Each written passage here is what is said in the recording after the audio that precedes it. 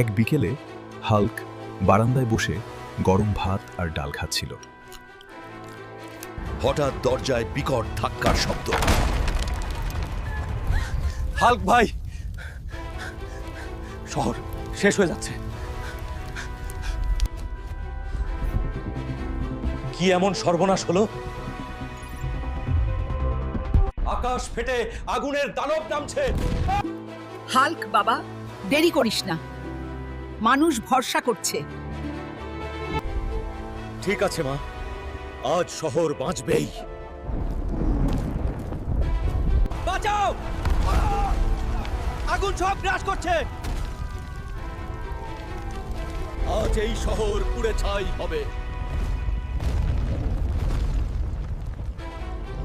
আমার শহরে এসে আগুন খেলবি?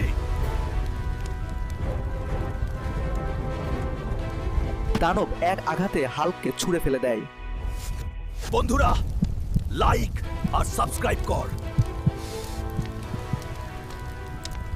এই নে শক্তি।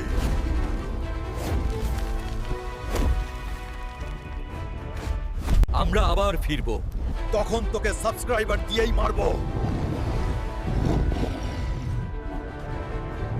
হাল্ক আমাদের বাঁচিয়েছে। সবাই সাবস্ক্রাইব করো।